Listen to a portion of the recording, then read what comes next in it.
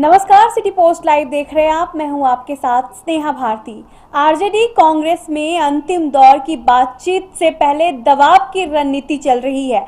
आपको बता दें कि 2015 में हुए विधानसभा चुनाव में आरजेडी ने 80, कांग्रेस ने 27 और वाम दलों में 3 सीट मिली थी और इस चुनाव में जेडीयू आरजेडी कांग्रेस के महागठबंधन की जीत हुई थी।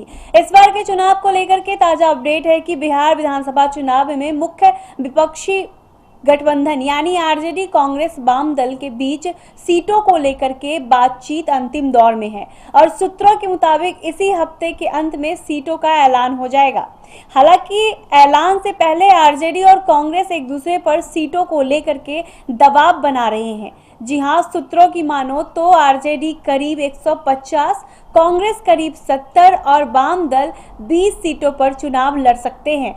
बिहार में विधानसभा की कुल 243 सीटें हैं। सूत्रों के मुताबिक 10 के करीब ऐसे सीटें हैं जिन पर आरजेडी और कांग्रेस के बीच बातचीत अभी चल रही है। आरजेडी अपनी सीटें कुछ और बढ़ा सकती है क्योंकि वह अपने चुनाव चिन्ह पर वीआईपी पार्टी के आधा दर्जन उम्मीदवारों को उतारेगी।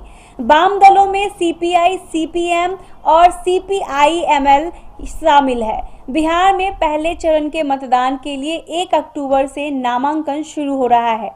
सूत्रों के मुताबिक 2 या 3 अक्टूबर को गठबंधन का ऐलान हो सकता है।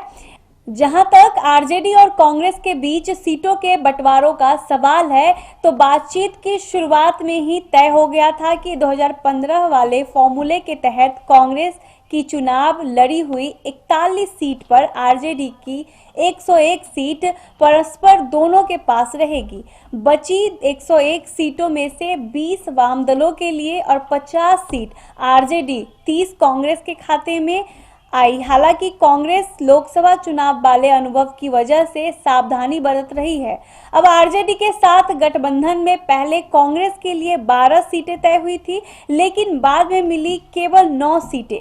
आपको बता दें कि उस समय आरजेडी ने राज्यसभा की 1 सीट कांग्रेस को देने का वादा किया था, जिसके बाद में वह मुकर गई। जी हां, इसी वजह से कांग्रेस ने आरजेडी को साफ तौर पर संदेश दिया कि अगर लोकसभा चुनाव जैसी कोई कोशिश हुई तो उसे सम्मानजनक सीटें नहीं मिली तो वह महागठबंधन बरकरार नहीं रखेगी। हालांकि सूत्रों का कहना है कि गठबंधन टूटने की नौबत नहीं आएगी, लेकिन इससे कांग्रेस का काफी नुकसान तो होगा। आरजेडी भी मुकाबले से बाहर हो जाएगी। ऐसे में इंतजार विपक्षी गठबंधन में सीटों के ऐलान का है, जिससे साफ हो जाएगा कि क्या कांग्रेस को दबाव बनाने का फल मिला या नहीं। हालांकि विपक्ष के इस गठबंधन को जीतन राम मांझी और उपेंद्र कुशवाहा के रूप में 2 झटके लगे। आपको बता दें कि अब मांझी की पार्टी हम एनडीए से मिल चुकी है और कुशवाहा की आरएलएसपी भी उसी रास्ते पर है। दोनों ने ही आरजेडी कांग्रेस गठबंधन से सम्मान का मुद्दा उठाकर किनारा किया।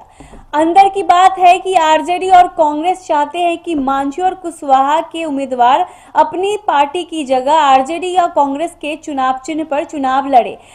आरजेडी और कांग्रेस का मानना है कि चुनाव के बाद इन छोटे दलों में टूट का खतरा बन सकता है। इसलिए अगर इनके उम्मीदवार आरजेडी और कांग्रेस के चुनाव चिन्ह पर जीतते हैं तो उनको दूसरी पार्टी में जाने का खतरा नहीं रहेगा। सूत्रों के मुताबिक इस शर्त को मांझी और कुशवाहा ने स्वीकार नहीं किया है। जाहिर है, इनके अलग होने से आरजेडी कांग्रेस वाम दल के गठबंधन में सीट बंटवारा तो आसान हो गया है, लेकिन साथ ही मांझी का दलित वोट और कुशवाहा का ओबीसी वोट का काफी हद तक नुकसान भी माना जा रहा है। हालांकि कांग्रेस आरजेडी के रणनीतिकार नुकसान वाली बात से इनकार करते हुए नजर आ रहे हैं। आपको बता दें कि 2015 में हुए विधानसभा चुनाव में आरजेडी ने 80, कांग्रेस ने 27 और वाम दलों ने सीपीआई, सीपीएमएल को 3 सीट मिली थी। चुनाव में जेडीयू आरजेडी कांग्रेस गठबंधन की जीत हुई थी, लेकिन करीब 2 साल बाद नीतीश कुमार ने गठबंधन से अलग होकर बीजेपी के साथ सरकार बना ली थी। अगर आपको हमारी ये खबर अच्छी लगी हो तो हमारे चैनल को लाइक, सब्सक्राइब, शेयर करना ना भूलें और हमें ढेर सारा प्यार दें। तब तक के लिए धन्यवाद।